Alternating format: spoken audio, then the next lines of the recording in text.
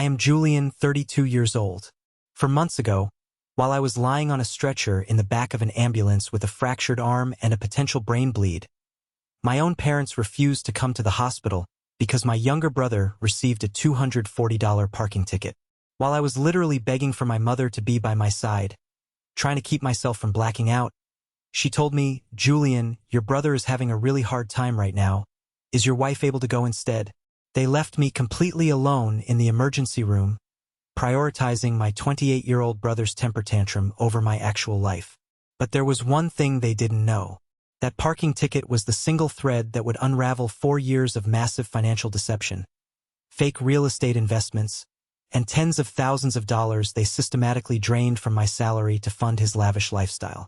And now, they are the ones facing total bankruptcy, crying and begging for my forgiveness.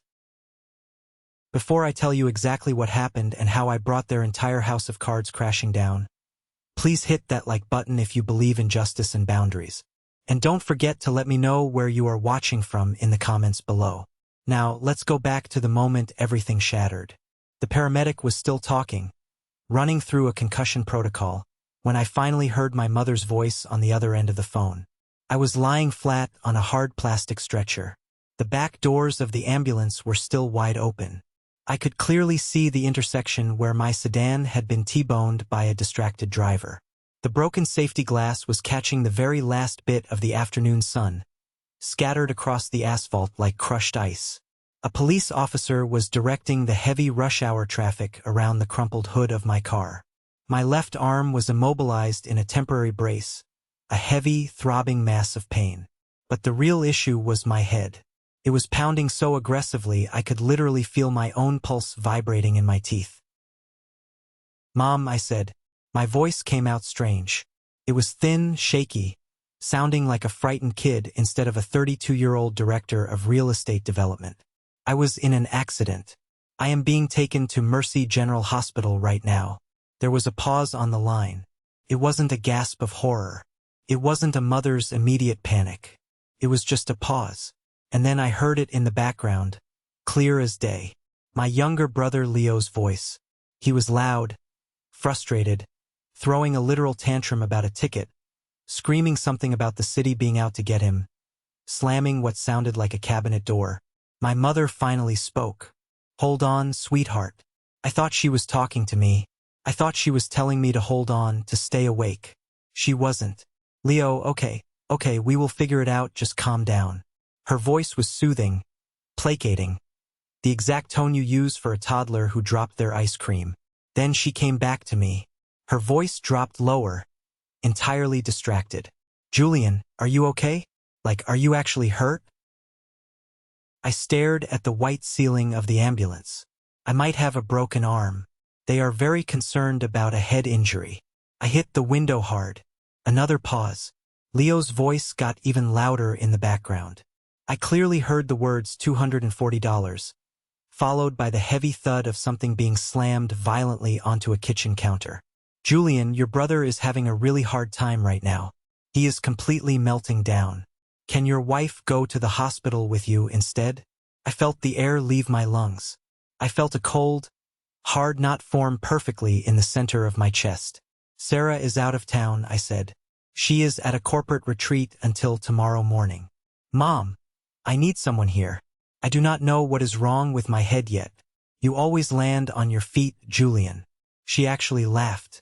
A small, breezy little chuckle like my trauma was an inconvenience interrupting her afternoon soap opera. "Let us know what the doctors say, okay? Leo just got this ridiculous parking ticket and the fine is $240 and he is completely beside himself. We need to handle this." The paramedic, a guy who couldn't have been older than 25, looked at me with eyes full of sheer, unadulterated pity. He gently took the phone right out of my hand and clearly enunciated the name and address of the hospital to my mother before hanging up. He set my phone face down on the stretcher beside my good hand. "Is there anyone else we can call, man?" he asked quietly. I closed my eyes. The humiliation was somehow worse than the physical pain. "Please call my wife. Her name is Sarah." I was admitted to Mercy General at 4:47 in the afternoon on a rainy Thursday in March. The emergency room doctor ordered a CT scan immediately because of the highly specific way I was describing the intense pressure behind my right eye. It wasn't just a headache from the impact. It was a heavy, suffocating pressure. My left arm had a clean hairline fracture right below the elbow. They wrapped it in a heavy splint and told me I would need a permanent cast within the next day or two. I was lying in a curtained bay, listening to the steady, rhythmic beeping of the heart monitor. Surrounded by the pale green walls of a room I was completely alone in. At 5:38, I called my mother again. I gave her the benefit of the doubt. I thought maybe the initial shock had worn off and she was on her way. The phone rang 5 times before she picked up, sounding incredibly out of breath. "How is everything going, honey?" she asked. "They found something on the CT scan," I said. My voice was completely flat. "It is not an active bleed, but they want to monitor me overnight. The neurologist wants to speak to my family. Can you come now?" There was a muffled conversation on her end. I heard my father's voice this time, low and annoyed. Then my mother came back to the receiver. "Your father and I are still dealing with Leo's situation. The ticket has to be disputed by Friday morning or the fine automatically doubles. We have been on hold with the city traffic department for almost an hour. Mom, I am in a hospital bed with a brain abnormality. I know, sweetheart, and we are going to come. We just need to sort this out first. It will not take much longer." I hung up. I did not say goodbye. I just pressed the red button and let the phone drop onto my chest. At 6:15, my friend and senior colleague, Marcus, walked through the ER doors. I hadn't even called him. Sarah had. She couldn't get a flight back until 11 p.m., so she called the one guy she knew worked close to the hospital. Marcus walked in wearing his expensive tailored suit, carrying 2 bottles of water and a bag of pretzels. He sat in the uncomfortable plastic chair beside my bed and just talked to me about mundane office politics, distracting me, never once making me feel like a burden. My parents finally arrived at 8:23 p.m., 3 hours and 36 minutes after I was admitted. My father walked through the curtain first. The very first thing he did when he saw my splinted arm, the 4 in my hand, and the heavy monitor tracking my vitals, was look completely past me. He looked directly at Marcus. "Who are you?" my father demanded. "He is my colleague and my friend," I said. "He has been sitting here since 6 o'clock. My mother rushed to the side of the bed then. She immediately launched into the grand performance of the deeply concerned parent. She touched my uninjured shoulder, asked if I wanted ice, looked at the splint with an expression of manufactured horror. But I had learned a very long time ago that I could never trust that face. My father turned his attention back to Marcus. He spoke slowly, aggressively, the way a person talks down to a trespasser. "We are here now. His real family is here. You can leave." Marcus is a man who negotiates multimillion-dollar real estate contracts for a living. He did not flinch. He looked at my father, then looked calmly at me. I shook my head slightly. I told Marcus it was okay, that Sarah was on her way. Marcus stood up, buttoned his suit jacket, and looked my father dead in the eye. "It is a good thing someone was here to make sure he didn't slip into a coma while you were busy. Have a good evening." After Marcus walked out, my mother let out a loud, dramatic sigh. "He seems very arrogant." I looked at the ceiling. He came when my wife called him. That is more than I can say for my own blood. My father's face turned red. "Julian, we got here as fast as we could. We had an emergency at home. Took you 3 hours and 36 minutes, I said. "The hospital is 20 minutes from your house. And the emergency was a parking ticket. A $240 parking ticket." Leo was really upset. My mother defended instantly. "He was having a complete breakdown, Julian. He was terrified the city was going to tow his new." She stopped abruptly. Her mouth snapped shut. My father shot her a look so venomous it could have melted steel. I slowly turned my head. My neck was stiff from the collar. "What new thing, Mom? What were they going to tow?" "Nothing," my father interrupted loudly. "Just his car." He meant his car. "Now, have the doctors said when you can leave?" I didn't answer him. I just stared at my mother's suddenly pale face. I filed that exact moment away in my mind, because right then, lying in that hospital bed, a very dark, very cold realization began to wash over me. To truly understand the absolute absurdity of that hospital room, you need to understand the financial and emotional dynamic of my family. You need to understand how the golden child syndrome operates in real time and how it completely destroys everything it touches. My parents are not evil people in the cartoonish sense. They don't set out to maliciously ruin lives. They are just fundamentally broken in how they distribute love and resources. They always treated love like a finite pie, and they gave the entire thing to Leo the day he was born. I am 4 years older than Leo. Growing up, the narrative was always the same. Julian is the strong one. Julian is independent. Julian doesn't need help. That was their convenient excuse for completely ignoring me. When it was time for me to go to college, my father sat me down at the kitchen table and told me there was no college fund.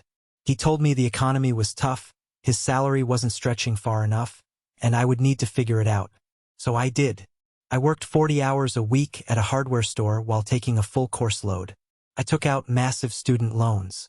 I ate ramen noodles in a damp basement apartment. I built my entire career in commercial real estate from the absolute mud up. For years later, when it was Leo's turn, suddenly the economy wasn't so tough. Suddenly, there was enough money for Leo to go to an expensive out-of-state private college. They paid his tuition in cash. They bought him a reliable car so he wouldn't have to take the bus. Leo dropped out after exactly 3 semesters because he claimed the professors were biased against him. My parents welcomed him home with open arms and a hot meal.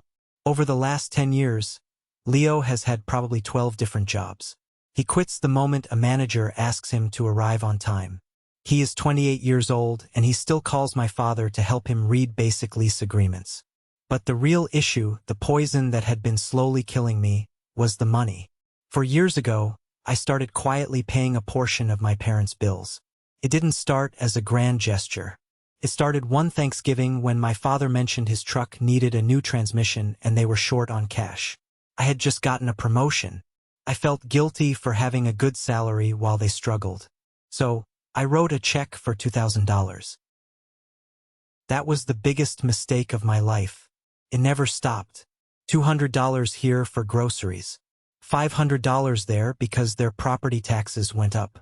Once, I paid $1,200 when their water heater completely exploded the exact same week Leo supposedly needed first and last month's rent for a new apartment. Somehow, both of those emergencies became my personal financial responsibility. Sarah knew. My beautiful, fiercely intelligent wife knew every single time I transferred money. She never yelled. She never demanded I stop. She just sat across from me at our kitchen table one night, reviewing our own 401k contributions, and asked a simple question. Julian, do they have any idea how much this actually adds up to? Do they know you are delaying our own plans to fund their lives? I defended them. I said, they are my parents, Sarah. I am just helping out. It is what family does. She just nodded and closed her laptop. Sarah is smart enough to know that some deeply ingrained traumas have to violently run their course before a person wakes up. The worst of it, the absolute lowest point before the accident, happened 2 years ago. I was in line for a massive promotion. I was competing for the regional director position. It required my absolute focus. A week before my final presentation to the board, my mother called me hysterically crying. Leo had gotten into a drunken altercation at a bar and caused significant property damage. The owner was threatening a massive lawsuit. My parents did not have the money to hire a lawyer to settle it quietly. Julian, please, my mother sobbed through the phone. If this goes on his permanent record, his life is ruined. He will never get a good job. You know lawyers. You have the money. Please save your brother. I was exhausted. I was stressed. But the childhood conditioning kicked in. I am the strong one. I fix things. I wired them $8,000 to retain a high-end defense attorney and settle the damages out of court.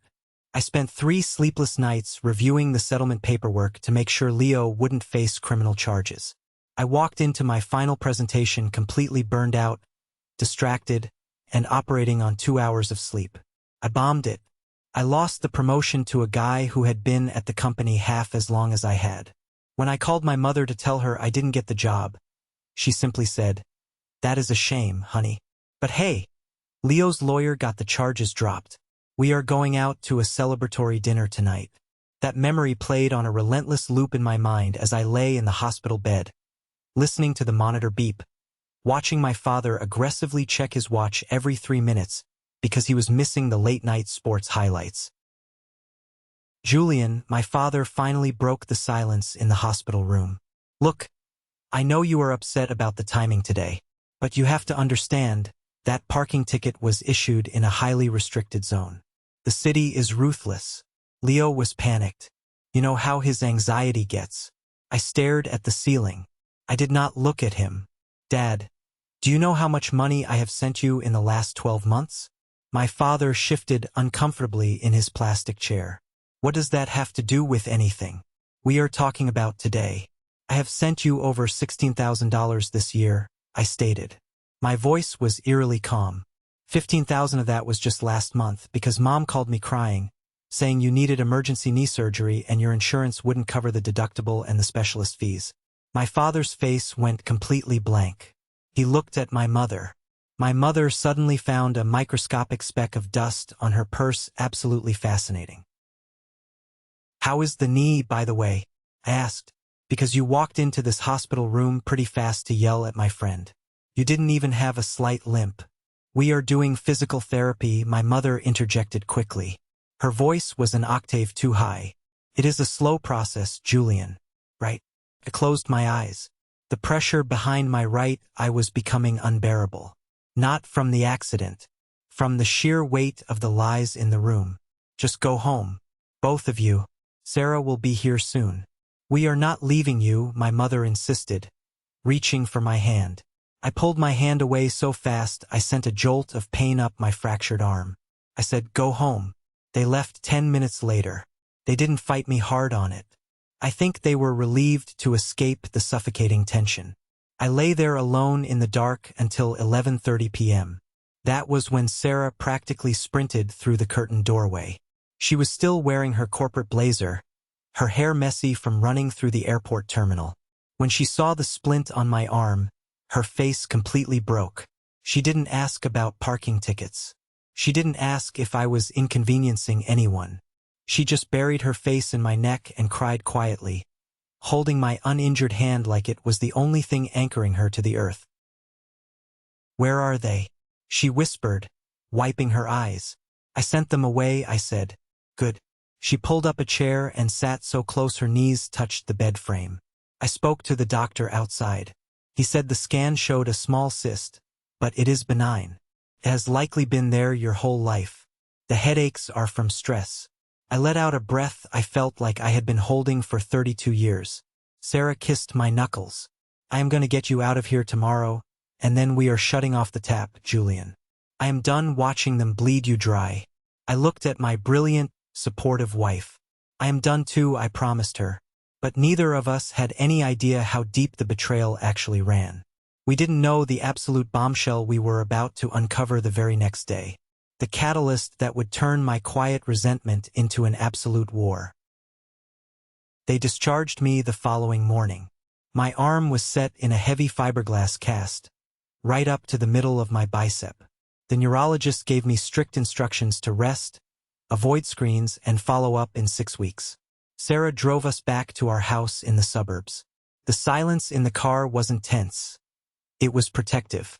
When we got inside, she settled me onto the living room sofa, propped my arm on 3 pillows, and went to the kitchen to make lunch. That was when she found it. When my parents had left the hospital the night before, my mother, in her anxious haste to escape my questioning about the knee surgery, had dropped her cell phone. It had slipped between the cushion of the guest chair and the wall.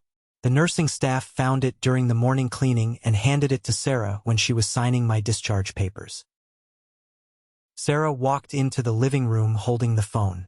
It was an older model, the screen lighting up constantly with notifications. "Your mom left this at the hospital," Sarah said, setting it on the coffee table. "It has been buzzing nonstop for an hour. It is Leo." I looked at the phone. A dark, cynical part of my brain whispered to me, just look, just open it. You already know they are lying. Find out how much. I don't know her passcode, I said. Sarah picked up the phone. It is your dad's birth year. It always has been. She typed in the 4 digits. The phone unlocked instantly. We are not people who snoop. In 7 years of marriage, Sarah and I have never once checked each other's phones. But this was different. This was survival. This was a forensic investigation into a crime scene. Sarah opened the text thread with Leo. She scrolled up slightly, reading silently. I watched her face. I watched the color completely drain from her cheeks. I watched her jaw clench so tightly I thought her teeth might crack. Sarah? I asked, my heart rate spiking. What is it? She didn't say a word. She just turned the phone around and handed it to me. I took it with my good hand. The text messages were from yesterday afternoon, the exact time I was lying in the back of the ambulance. Leo, Mom, the cops are completely screwing me. They will not tear up the ticket. Mom, just breathe, sweetie. Did you tell them you didn't see the sign? Leo, yes, they don't care. They said sports cars aren't exempt from city zoning laws. Mom, if they tow the Porsche, the undercarriage will get wrecked. Derek said these cars are super fragile underneath. Mom, we won't let them tow it. Dad is getting his wallet now. We will pay the $240 right now online. Just stand by the car. Leo, you guys are lifesavers. I can't afford a scratch on this thing. The monthly payments are already killing me. Mom, don't worry about the payments. Julian's money cleared yesterday. We have the next 6 months covered. I stopped reading. The phone suddenly felt like a block of burning lead in my hand. I read the last message again. Julian's money cleared yesterday. The $15,000. The money I transferred from my savings account, the money Sarah and I were saving for a down payment on a larger house, for my father's emergency, uninsured knee surgery. There was no knee surgery. There was no medical emergency. They took my money, the money I bled for, the money I sacrificed for, and they used it to make a massive down payment and cover 6 months of lease installments on a brand new Porsche for a 28-year-old unemployed man. I dropped the phone onto the coffee table. I didn't yell. I didn't throw anything. I just sat there in absolute, freezing silence. The kind of silence that happens right after a bomb detonates, before the shockwave actually hits you. Julian, Sarah whispered. She sat down next to me and wrapped her arms around my shoulders. They bought him a Porsche, I said. My voice sounded hollow, like it was coming from a completely different room. While I was begging for them to come to the hospital, they were terrified a tow truck was going to scratch a car I unwittingly paid for. I felt a physical sickness twist in my stomach. The sheer magnitude of the disrespect was incomprehensible. It wasn't just favoritism anymore. It was financial abuse. It was calculated, premeditated theft wrapped in the guise of family duty. Sarah picked up the phone again. She didn't stop there. She opened my mother's email app. She searched the word, payment. Oh my God. Sarah breathed. What else? I demanded, the anger finally breaking through the ice. She turned the phone toward me. It was an email thread with my Aunt Clara, my mother's older sister, the woman who always played the sweet, understanding aunt at Thanksgiving dinners. The woman who always pulled me aside and told me what a good son I was. The email was dated 2 weeks ago. Aunt Clara. Did Julian send the money for the surgery yet? Mom. Yes, it cleared this morning. Arthur is taking Leo to the dealership this afternoon. Aunt Clara. Excellent. Remember what we discussed. Keep Julian thinking you are struggling with medical debt. As long as he feels guilty for making a high salary, he will keep opening his checkbook. I will stop by tomorrow to collect my 10% consulting fee for helping you set up the LLC to hide the car lease. I felt like I was going to vomit.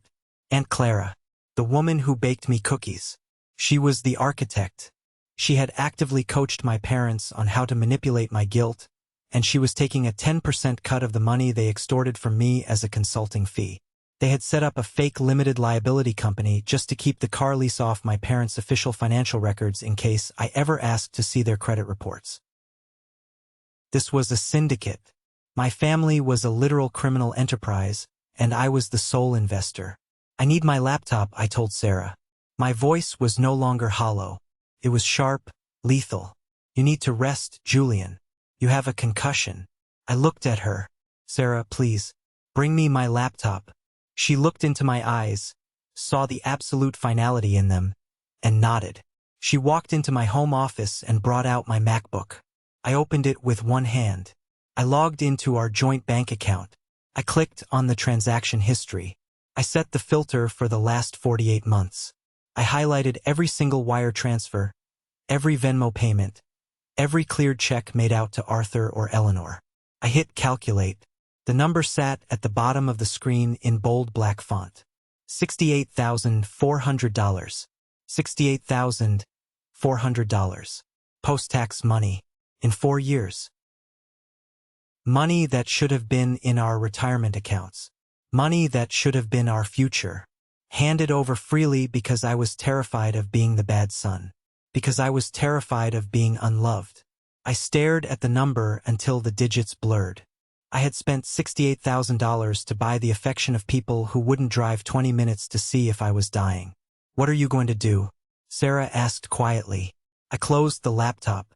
My mother's 60th birthday party is in 3 weeks, I said. The one we paid the $1,200 deposit for at the country club. Yes, I am going to give her a gift she will never, ever forget. The next 3 weeks were an exercise in absolute psychological endurance. I was recovering from a concussion and adjusting to a heavy cast, but my mind had never been sharper. The fog of guilt that had plagued me for 3 decades evaporated, leaving behind a cold, calculating clarity. My parents called exactly twice during those 3 weeks. The first call was from my mother, a week after I got home. She called under the pretense of checking on my arm, but it took her less than 90 seconds to pivot to her real objective. Julian, I am so glad you are healing, she chirped. The country club called about the birthday dinner. The remaining balance of $3,000 is due next Friday. Your father's physical therapy is draining our accounts. Do you think you could handle the final payment? Just as my birthday gift? I was sitting at my kitchen island, looking at a printed stack of bank statements. I smiled. It was a terrifying smile. Of course, Mom. I will take care of the final payment. I want this night to be perfect for you. Oh, you are the best son a mother could ask for, she cooed. The irony almost made me laugh out loud. I hung up the phone and immediately transferred $3,000 to the country club. I wasn't paying for her party. I was paying for a stage. I was renting an auditorium for the premiere of my final act. The second call was from Aunt Clara. She called the week before the party. Julian, my sweet boy, how is the head? She asked, her voice dripping with fake, sugary concern. Much better, Aunt Clara. Thanks for asking. I was just talking to your mother. She is so stressed about Arthur's knee. You know, medical debt destroys families. It is so noble of you to carry that burden for them. You are a true blessing. I stared at the wall. My knuckles turned white gripping the phone. Aunt Clara, I said softly, you have no idea how much of a blessing I am about to be. I am preparing a very special presentation for the party. A slideshow. A tribute to everything this family stands for. Oh, she will absolutely love that. Make sure you include lots of pictures of you and Leo growing up. I will make sure Leo is front and center, I promised. Sarah and I spent our evenings compiling the data. We didn't just have the bank statements. Because I work in commercial real estate, I have access to public vehicle registration databases and LLC corporate registries. It took me exactly 20 minutes to pull the registration for the 2023 Porsche 911 Carrera. It was registered to Golden Horizon LLC. I pulled the corporate filing for Golden Horizon LLC. The registered officers were Arthur and Eleanor. The listed manager was Leo. The registered address was Aunt Clara's house. It was a beautiful, irrefutable paper trail. It was a masterpiece of evidence. I built the PowerPoint presentation myself. I didn't use flashy transitions or emotional music. I used hard, undeniable facts. Slide 1 was a scanned copy of the bank transfer for $15,000. labeled Dad's Knee Surgery. Slide 2 was the corporate filing for Golden Horizon LLC, highlighting the dates and the names. Slide 3 was the dealership bill of sale for the Porsche, showing the exact $15,000 applied as the down payment. But the final slide was the piece de resistance. I had asked Sarah to contact the hospital billing department to get an itemized timestamp of my admission. I placed that timestamp right next to a screenshot of my mother's text message to Leo about paying the parking ticket. 4:47 p.m. Julian admitted to emergency room. Potential brain bleed. 5:02 p.m. Mother authorizes $240 payment for Porsche parking ticket to prevent towing. It was bulletproof. As the day of the party approached, I felt a strange sense of calm wash over me. I wasn't anxious. I wasn't afraid of the fallout. I was a man walking to an execution, but I wasn't the one sitting in the chair. I was pulling the switch. The night before the party, Sarah helped me put my suit jacket on over my cast. She adjusted my tie and smoothed the lapels. "Are you ready for this?" she asked quietly. "Once you do this, Julian, there is no going back. This will burn the bridge entirely." I looked at my reflection in the mirror. The man looking back at me wasn't the scared kid who took out loans to pay for state college. He wasn't the desperate son wiring thousands of dollars to buy a scrap of approval. He was a survivor who had finally realized his own worth. I looked at Sarah. "The bridge is already ash," I said.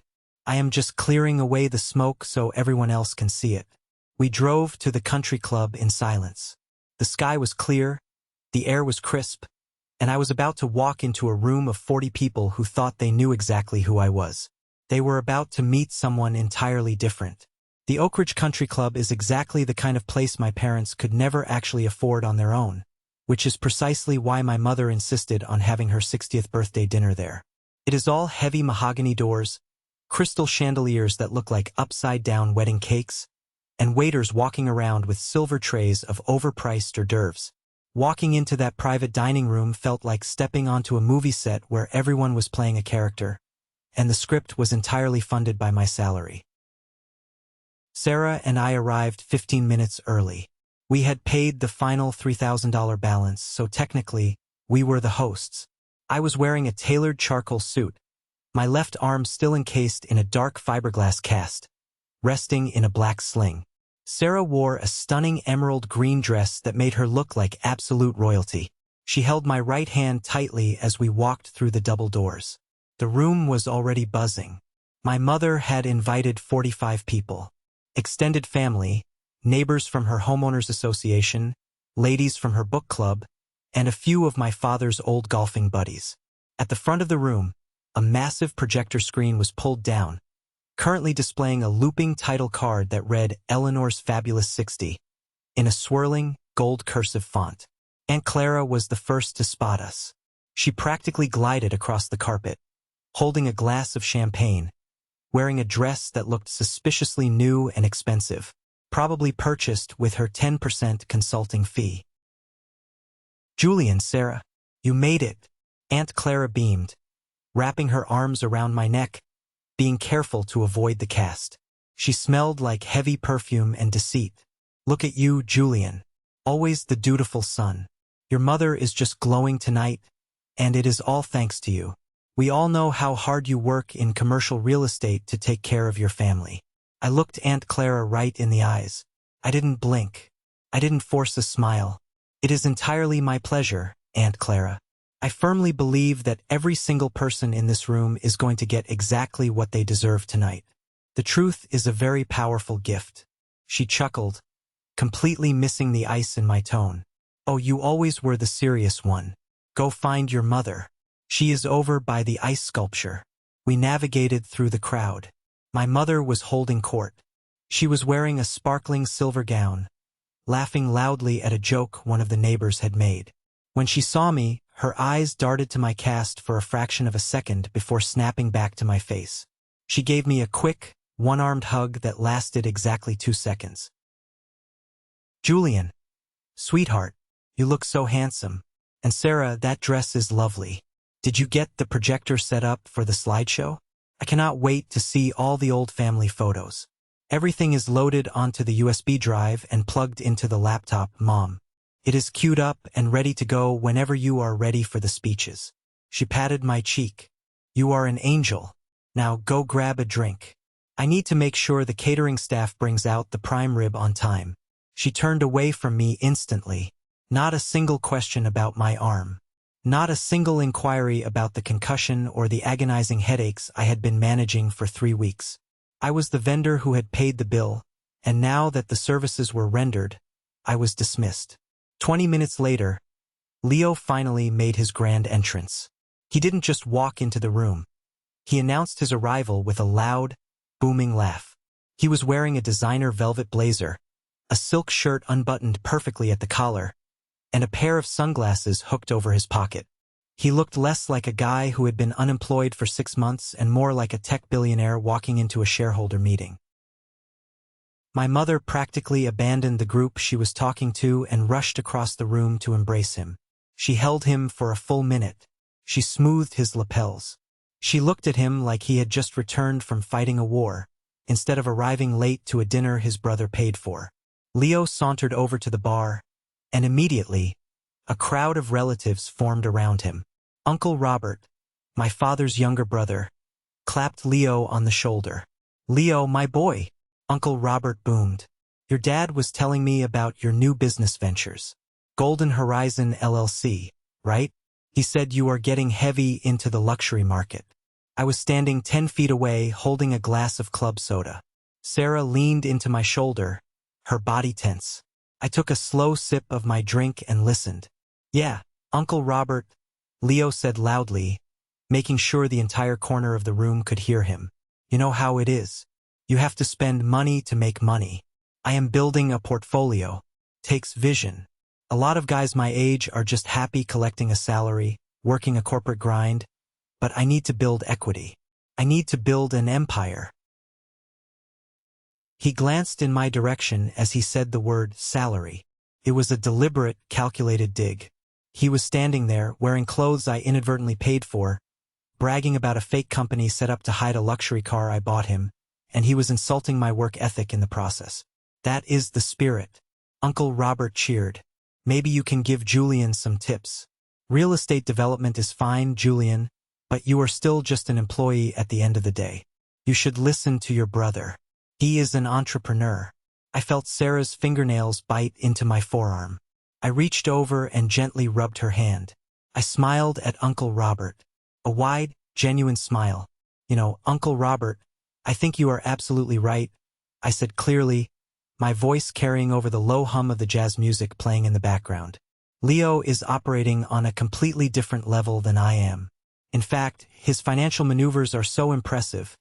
I actually dedicated a significant portion of the slideshow tonight to highlighting his recent acquisitions. I think everyone here deserves to see exactly how Golden Horizon LLC operates. Leo's smug smile faltered for a fraction of a second. A tiny flicker of confusion crossed his eyes, but his massive ego quickly suffocated it. He puffed out his chest. Well, I don't want to brag, Leo said, taking a sip of his drink. But yeah, things are moving fast. The dinner service began. We all sat at massive round tables draped in crisp white linens. I was seated at the main family table with my parents, Leo, Aunt Clara, and Uncle Robert. The food was excellent. The wine was flowing. People were laughing, clinking glasses, sharing stories. It looked like the perfect American family gathering. It looked like a magazine cover.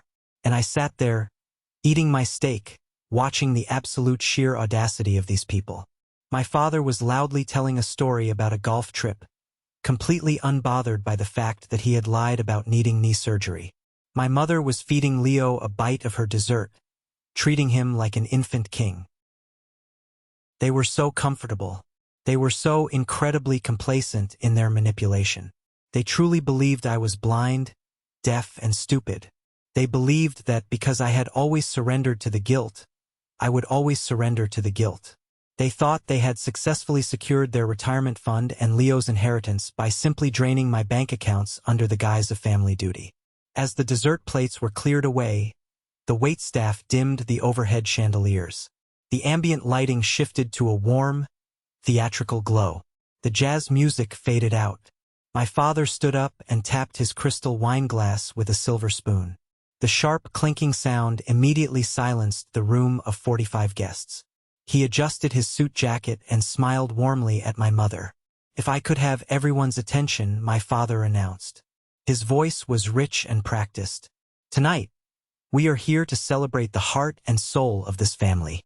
Eleanor, my beautiful wife, you have been the glue holding us together for nearly 40 years. You raised 2 incredible sons. You sacrificed your own needs time and time again to make sure our boys had everything they needed to succeed." He looked directly at Leo when he said the word succeed.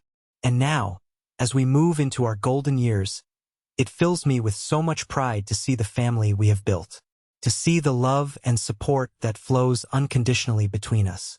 Before we cut the cake, I believe Julian has prepared a little visual presentation to walk us down memory lane. Julian, the floor is yours." The room erupted in polite applause. I stood up slowly. I adjusted the sling holding my heavy cast. I looked around the room, making brief eye contact with the neighbors, the friends, the extended family. Then I looked down at Sarah. She gave me a single, firm nod. I walked to the front of the room, standing right next to the massive white projector screen. I pulled a small remote clicker from my pocket. "Thank you, Dad," I said.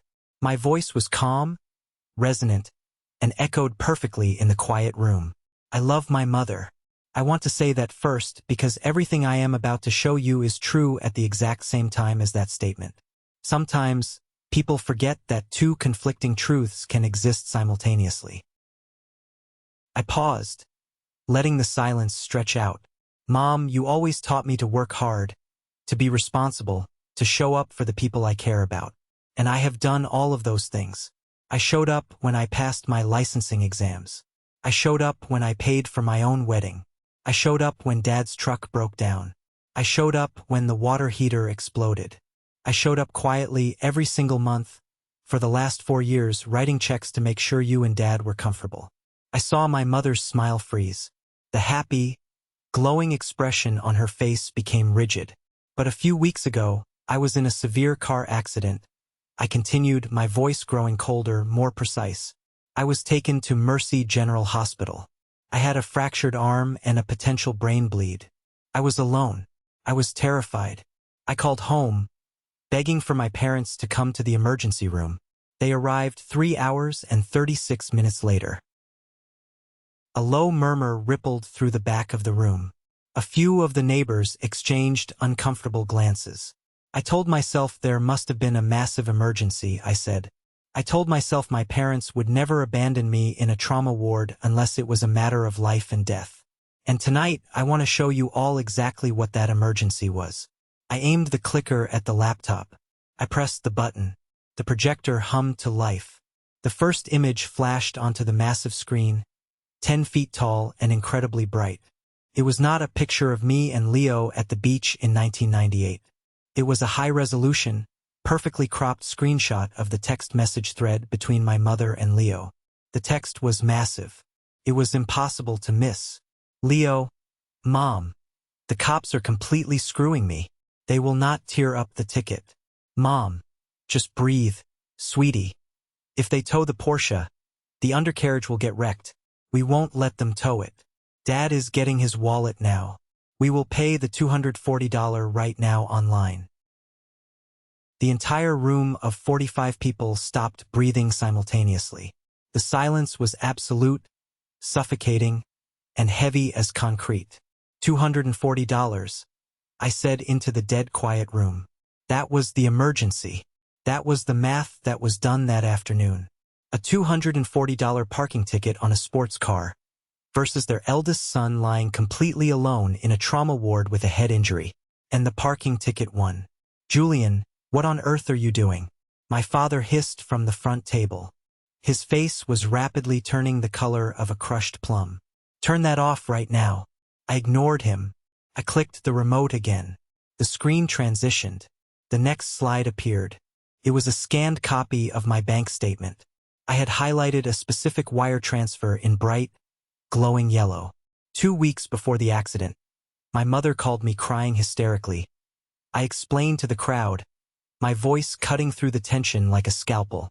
She told me my father needed emergency knee surgery. She told me his health insurance denied the claim. She told me he was in agonizing pain. Being the dutiful son I was raised to be, I immediately wired $15,000 from the savings account my wife and I were using to buy a home. I clicked the remote. The screen split in half. On the left was the bank transfer for $15,000. On the right was the official dealership bill of sale for a 2023 Porsche 911 Carrera. The down payment listed on the contract was exactly $15,000. The signature at the bottom of the contract belonged to Arthur. Gasps erupted from the tables. One of my mother's book club friends literally covered her mouth with both hands. There was no knee surgery, I stated coldly. My father walked into the hospital 3 hours late without a single limp. They stole my savings, by manipulating my love and my fear for their health, to buy my 28-year-old, unemployed brother a luxury sports car. That is a lie, Leo shouted, jumping up from his chair. His chair crashed backward onto the floor. You hacked my stuff. This is completely out of context. I clicked the remote again. The next slide was the corporate filing for Golden Horizon LLC from the State Business Registry. Earlier this evening, Leo was telling Uncle Robert about his massive real estate empire. I said smoothly, gesturing to the screen. Golden Horizon LLC. As you can see from the state public records, Golden Horizon LLC owns exactly zero real estate. It was a shell company incorporated exactly 3 days before the car was purchased, designed specifically to hold the lease of the Porsche so the debt would not appear on my parents' personal credit reports. I turned my head and locked eyes with Aunt Clara. She was frozen in her chair, gripping her champagne glass so hard her knuckles were stark white. And the architect of this brilliant financial fraud, I continued, was none other than Aunt Clara. I clicked the remote. The final slide was the email exchange between my mother and Aunt Clara. Aunt Clara. Did Julian send the money for the surgery? Yet, keep Julian thinking you are struggling with medical debt. As long as he feels guilty for making a high salary, he will keep opening his checkbook. I will stop by tomorrow to collect my 10% consulting fee for helping you set up the LLC to hide the car lease. Aunt Clara let out a strangled, high-pitched gasp. Clara, how could you? One of her own sisters whispered loudly from 2 tables away. I spent 4 years making myself smaller so you wouldn't have to worry about money, I said, looking directly at my mother. Tears were streaming down her face, ruining her expensive makeup. I paid your bills. I funded your life. I even paid $3,000 for this very dinner tonight. I kept doing it even when it stopped making sense because that is what I was conditioned to do. Show up, take care of it, fix the problem. I took a slow, deep breath. The anger was entirely gone. I just felt clean. But lying in that hospital bed, I realized I could not think of a single time you showed up for me without it being financially convenient for you. You don't view me as a son. You view me as a 401k plan you can withdraw from without penalty. Over the last 4 years, I have given you $68,000. That ends tonight. My father charged the front of the room. He was furious, his fists clenched at his sides. You arrogant, ungrateful little bastard, he screamed, spittle flying from his lips. You embarrass us in front of our friends? You humiliate your family over money? We raised you. We gave you everything. He reached for the laptop on the presentation stand, intending to smash it onto the floor. He never made it. Sarah stepped out from the front table. She didn't yell. She didn't scream. She simply stepped directly into my father's path, planting her heels firmly into the carpet. Do not touch his computer, Arthur, Sarah said. Her voice was terrifyingly calm, carrying the precise, lethal authority of a woman who was absolutely done being polite. You stay out of this, Sarah. This is family business. My father bellowed, pointing a thick finger in her face. You made it my business the moment you stole $15,000 from my joint bank account to buy a toy for your grown child. Sarah replied, her voice echoing in the silent room. You committed wire fraud. You obtained money under false pretenses using interstate communication lines. That is a federal offense. Julian chose to show a slideshow. If you take one more step toward him, I will choose to show these documents to a district attorney. Now sit down. My father stopped dead in his tracks. The word fraud hung in the air like a guillotine blade. He looked at Sarah. He looked at the documents blazing on the 10-foot screen. He slowly lowered his finger. I stepped out from behind the podium. I walked over to Sarah and took her hand with my good arm. I looked at the crowd. They were absolutely paralyzed. "Happy 60th birthday, Mom," I said quietly. I truly hope it was memorable. Sarah and I turned our backs on them. We walked down the center aisle of the dining room. Nobody said a word. Nobody tried to stop us. The only sound was the clicking of Sarah's heels on the hardwood floor near the exit. We walked out of the double mahogany doors, out of the Oak Ridge Country Club, and into the cool, crisp night air. We got into our car. Sarah started the engine, pulled out of the valet lane, and drove us away from the wreckage. Let's pause for a moment. Thank you for staying with me this far. You're truly amazing. Please help me by liking the video and commenting the number 1 below so I know you've been here with me until this point. This not only helps more people discover this story, but also lets me know that my experiences mean something to someone. Your support is the greatest motivation for me to keep sharing the rest of this journey. The fallout was immediate, brutal, and entirely of their own making. By the time we pulled into our driveway, my phone had 62 missed calls and over 100 text messages. I didn't read them. I simply logged into my banking app and canceled every single recurring transfer I had set up for my parents.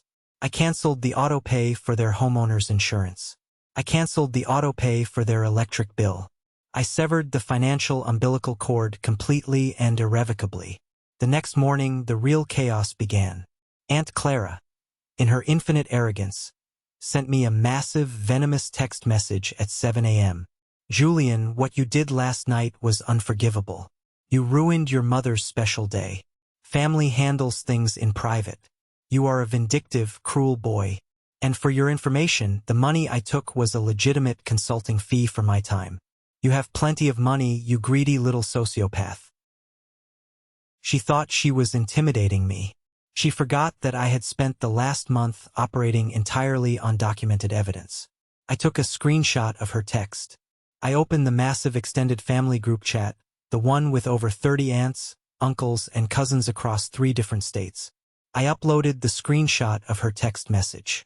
Then, I uploaded the state corporate registry documents proving she helped set up the fake LLC, and the emails proving she conspired to fake a medical emergency. I typed one single sentence. "Aunt Clara is officially offering consulting services on how to commit elder financial abuse and wire fraud if anyone needs tax advice." I hit send. Then I blocked her number. Within an hour, my phone was blowing up with cousins and uncles demanding answers from Clara. I heard through the grapevine later that she had to delete her social media accounts because the family completely ostracized her. But the true collapse happened 3 months later. Without my monthly influx of cash, my parents' financial reality hit them like a freight train. The illusion of their comfortable upper-middle-class life evaporated. The water heater I had paid for? That was just the tip of the iceberg. They had maxed out their credit cards trying to keep up appearances. And then there was Leo. Leo, the entrepreneur. Leo, the CEO of Golden Horizon LLC. The lease payments on the 2023 Porsche 911 Carrera were nearly $2,000 a month. The insurance, because Leo had a history of speeding tickets and a DUI from his college days, was an astronomical $800 a month. For the first 2 months after the birthday party, my parents drained whatever meager savings they actually had left to cover Leo's car payments. They were terrified of the car being repossessed. They were terrified of the neighbors seeing a tow truck in front of Leo's luxury apartment complex. By month 3, the money was entirely gone. On a Tuesday afternoon in July, while I was sitting in my office reviewing blueprints for a new commercial plaza, my office phone rang. It was the receptionist downstairs. "Julian, your mother is in the lobby," the receptionist said, sounding incredibly uncomfortable. "She is crying. She says it is an absolute emergency. I leaned back in my leather chair. I looked at the cast that had been removed 2 weeks prior, leaving a pale, sensitive stretch of skin on my forearm. Send her up, I said. My mother walked into my office looking 10 years older than she had at the country club. Her hair was unkempt. She was wearing a cheap tracksuit instead of her usual designer blouses. She practically collapsed into the chair across from my desk. Julian, please, she sobbed, burying her face in her hands. You have to help us. They took the car. The repo men came to Leo's apartment this morning. They hitched the Porsche to a tow truck right in front of everyone. I kept my face completely blank. That sounds like a breach of contract on the lease agreement, I stated clinically. It gets worse, she wept, looking up at me with desperate, red-rimmed eyes. Because Arthur signed the primary documents for the down payment and the LLC was structured incorrectly, the dealership is coming after us for the depreciation value and the breach of contract fees. It is over $30,000, Julian. They are threatening a massive lawsuit. If they sue us, they could put a lien on our house. We could lose everything. She reached across the desk, trying to grab my hand. Julian, you work in real estate. You know lawyers. You have the salary. Please, we are begging you. Leo is having a complete breakdown. He is threatening to do something drastic. You have to save us. I looked at her hand hovering over my desk. I didn't reach out. I didn't touch her. Mom, I said, my voice steady, devoid of the anger that had consumed me for months. When I was lying on a stretcher, bleeding, with a fractured arm, terrified I was going to die from a brain hemorrhage, you couldn't be bothered to drive 20 minutes to the emergency room because Leo was having a breakdown over a $240 parking ticket. She flinched as if I had struck her across the face. Julian, we made a terrible mistake. You didn't make a mistake. I corrected her. You made a choice. You made a choice every single month for 4 years when you cashed my checks. You made a choice when you lied about Dad's knee. Now, the dealership is making a choice to enforce their legal contract. Julian, you are our son, she wailed, the tears spilling over. We are your family. I stood up from my desk. I buttoned my suit jacket. I am a son who was treated like an ATM, I said softly, and the ATM is permanently out of service. I highly suggest you and Dad hire a bankruptcy lawyer. Now, if you will excuse me, I have a meeting to get to. I walked past her, opened my office door, and waited for her to leave. She looked at me, realizing for the absolute first time in my 32 years of life that her tears had zero currency left. The well was bone dry. She stood up, her shoulders slumped, and walked out of my office, a completely broken woman. Walking away from the people who gave you life is not a victorious, fist-pumping moment. It is not like the end of an action movie where the hero walks away from an explosion without looking back. It is a slow, quiet, agonizing process of grieving people who are still alive. But what surprised me the most, what I had never anticipated, was the overwhelming lightness that followed the grief. For 4 years, I had been carrying a boulder on my chest. I had been carrying the weight of my parents' financial irresponsibility, Leo's spectacular failures, and the constant, suffocating fear that I was never doing enough. The way you eventually stop noticing a high-pitched hum in a room until someone finally unplugs the machine. When the machine was unplugged, the silence in my life was beautiful. Sarah noticed the change immediately. One Friday evening in late August, she came home from work to find me sitting on our back patio, grilling steaks, drinking a beer, and listening to music. I wasn't hunched over a laptop. I wasn't aggressively crunching numbers to see how we could absorb another one of my family's fabricated emergencies. She walked out onto the patio, wrapped her arms around my waist from behind, and rested her chin on my shoulder. You look different, Julian, she murmured. Good different or bad different? I asked, turning my head to kiss her cheek. She smiled. You look like you finally put down a weight you were never meant to carry. She was right. The mental clarity I gained spilled over into every aspect of my life, especially my career. Without the constant distraction of Leo's manufactured crises, I threw myself entirely into my work. I was sharper. I was more decisive. 2 weeks after my mother visited my office, Mr. Sterling, the CEO of my commercial real estate firm, called me into his executive suite. He was a ruthless, brilliant businessman in his late 60s who rarely handed out compliments. "Julian, have a seat," Sterling said, gesturing to the leather chair opposite his massive mahogany desk. "I have been reviewing the quarterly reports. Your division's numbers are up 22%. But more importantly, I have noticed a shift in your demeanor. You are focused. You are aggressive in negotiations.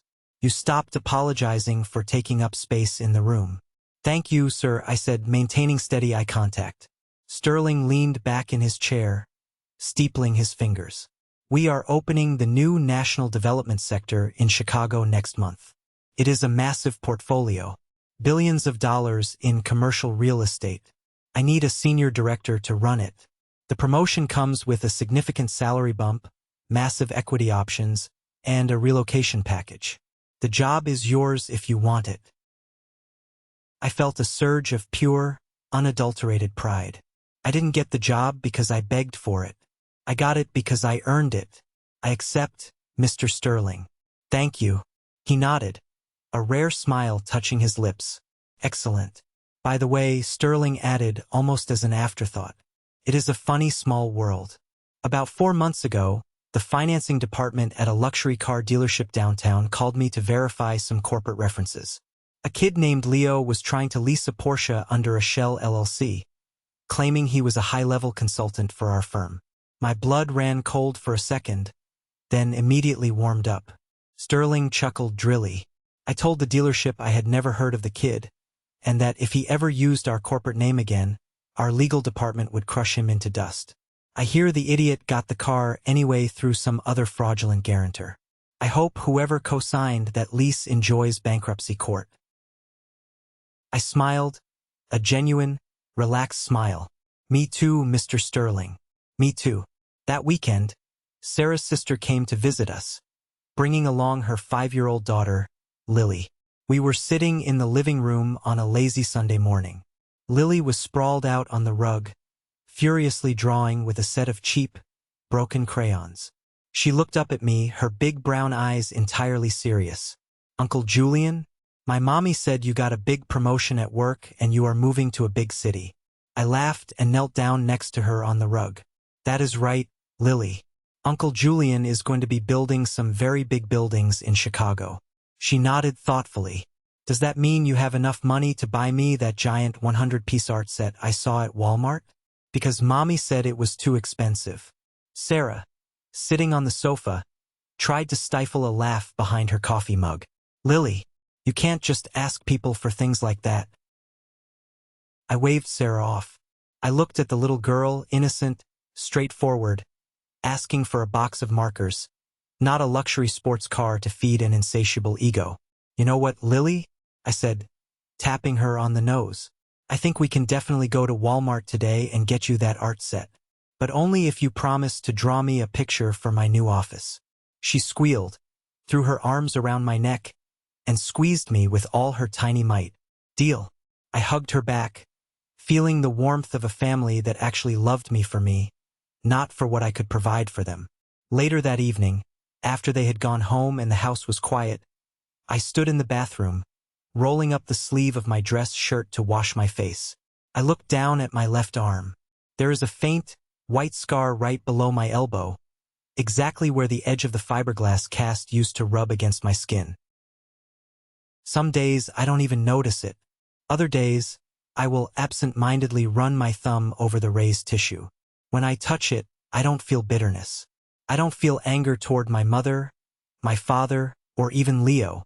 I just feel an overwhelming sense of clarity. That scar is the receipt for my freedom. It cost me a fractured bone, a concussion, and $68,000 in stolen savings. But it bought me my life back. It bought me my self-respect. And looking at the life Sarah and I are building now, completely free from the toxic, parasitic drain of conditional love, I would pay that price again in a heartbeat. Because sometimes, the only way to heal the disease is to completely amputate the infected limb. Thank you so much for joining me today and listening to my story. If there is one thing I want you to take away from this, it is this. You do not owe your life, your salary, or your mental health to people who only view you as a resource. Blood makes you related, but loyalty, respect, and mutual care are what make you family. Never be afraid to set a boundary that protects your peace, even if it means walking away from the people who gave you life. You are not required to set yourself on fire just to keep someone else warm. Have you ever faced something similar with your own family? Have you ever had to draw a hard line in the sand regarding finances or favoritism? Share your story in the comments below, and don't forget to like and subscribe so you don't miss the next journey.